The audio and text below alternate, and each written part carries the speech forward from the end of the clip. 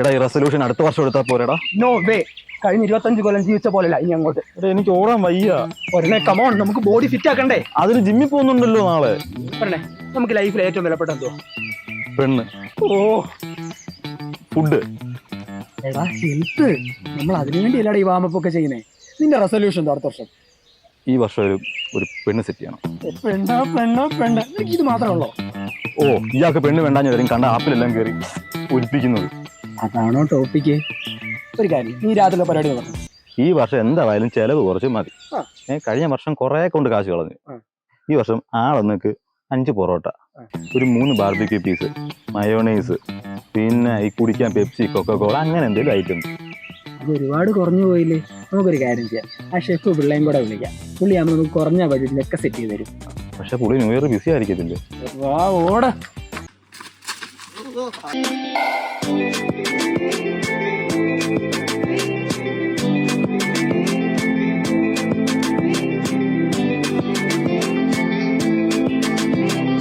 Tamil Nadu Jersey family. உங்க பாவி பூதம் ஏதாவது சொல்லணுமா? എടാ ഞാൻ എന്റെ ആവി ഒന്ന് നോക്കിയായിരുന്നു. ഇവന്മാരൊക്കെ ഫ്രോഡാണ്. അവന്റെ കപ്പട മീശ കണ്ടാ അറിയാം. ഉടായിപ്പ്. എടാ എനിക്ക് ഇതിലൊക്കെ വിശ്വാസമുണ്ട്, ഞാനത് പോയി നോക്കിട്ട് വരാം. உட்கார் தம்பி. எனக்கு கை தேவையில்லை, மூஞ்சி பார்த்தே சொல்லுவேன். ஜிம் எடுக்க போக போறியா? ജനുവരി 1 എല്ലാ തെറ്റുകളും ജിമ്മിൽ പോകുന്ന ഏത് അലവലാതിക്കും അറിയാം. ഡയറ്റ് എടുക്ക പോക പോറിയാ?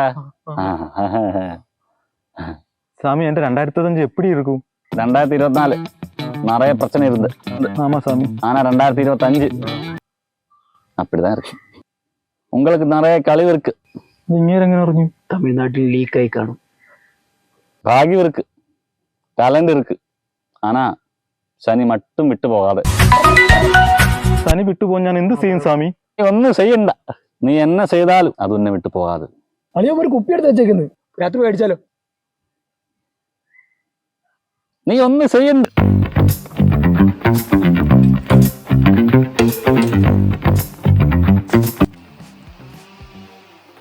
ഫ്ലാറ്റിനെ വരെ പെട്രോൾ മോഷ്ടിച്ച് ചോദിക്കേണ്ട അവസ്ഥ. കരട് എവിടെ പോലാ രണ്ടും കൂടെ രാവിലെ തുടങ്ങി അശ്വമേധമാടാ. ന്യൂ ഇയർ റെസൊല്യൂഷൻ ആയിരിക്കും ഇല്ലയോ? നീ ഉണ്ടോ ഓട്ടം? 2 കിലോമീറ്റർ ഓടിപ്പോയി പെട്രോൾ മേടിച്ചോ. വിശന്നിരിക്കുക. വിശപ്പിന്റെ കാര്യം പറഞ്ഞപ്പോഴാ നമുക്ക് ഓരോ മന്തി കഴിച്ചാലോ? മന്തി അൺഹെൽത്തി ആടാ പറയുന്നത്. മന്തിക്കകത്ത് എന്തോ ഉള്ളു? റൈസിനകത്ത് എന്തുവാ? കാർബ്.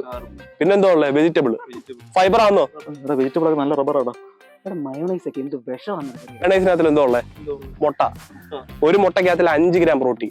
5 gram protein. ഗാർലിക്. സ്കിന്നൊക്കെ നല്ല ഗ്ലോ ആയിരിക്കും. തിളങ്ങണ്ടായോ? കഴിക്കാം.